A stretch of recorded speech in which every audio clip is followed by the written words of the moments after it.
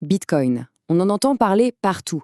Mais comment est-on passé d'un simple document technique, presque confidentiel, à un actif financier qui s'échange sur les plus grandes places boursières du monde? C'est ce voyage incroyable qu'on va décrypter ensemble. Tout est parti de cette phrase, de cette idée radicale. Et si Et si on pouvait se passer des banques pour les paiements en ligne? Si on remplaçait la confiance qu'on place dans une institution par quelque chose de bien plus solide? La preuve mathématique, un code informatique impossible à falsifier. Pour bien comprendre, on va suivre ce parcours étape par étape. On va d'abord revenir sur l'idée fondatrice, puis on plongera dans son histoire mouvementée. On verra aussi comment il évolue techniquement avant de s'intéresser à son arrivée en force dans la finance traditionnelle et enfin à ce que l'avenir pourrait nous réserver. Alors, commençons par le commencement. Quel problème est-ce que Bitcoin a voulu résoudre au juste? Avant d'être un investissement, Bitcoin, c'est d'abord une technologie, un protocole. C'est tout simplement un ensemble de règles du jeu, un mode d'emploi pour une nouvelle sorte d'argent qui n'a pas besoin d'arbitre, pas de banque centrale, pour dire qui peut jouer et comment.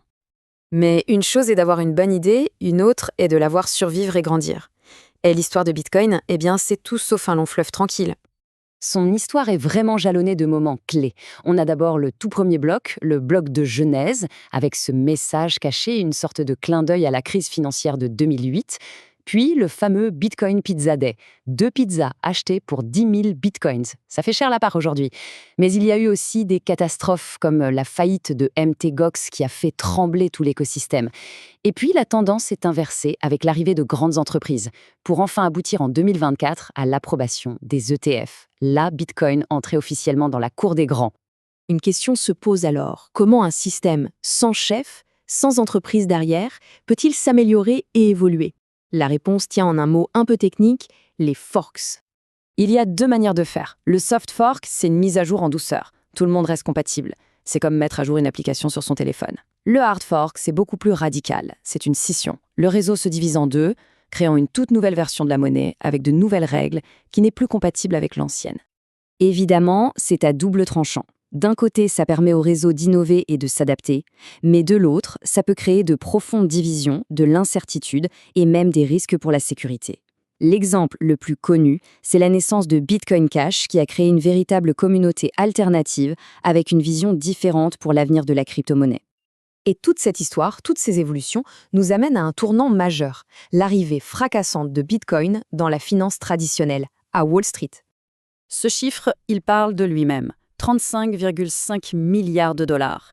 C'est la somme qui s'est déversée dans les nouveaux fonds indiciels Bitcoin, les fameux ETF, gérés par des noms comme BlackRock ou Fidelity. C'est tout simplement colossal.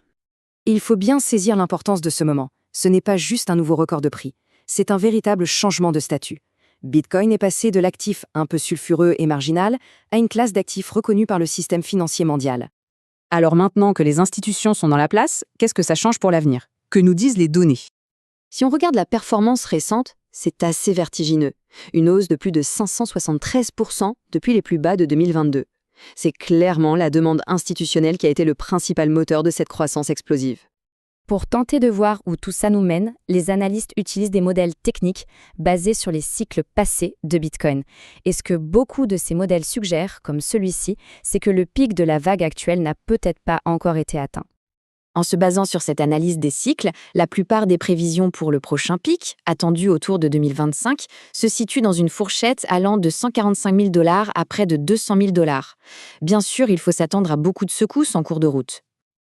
Alors, au final, après plus de 15 ans d'existence, la grande question demeure. Est-ce qu'on assiste à une révolution technologique qui va changer la finance pour toujours, ou est-ce simplement une bulle spéculative? Le prochain chapitre de l'histoire de Bitcoin est encore à écrire.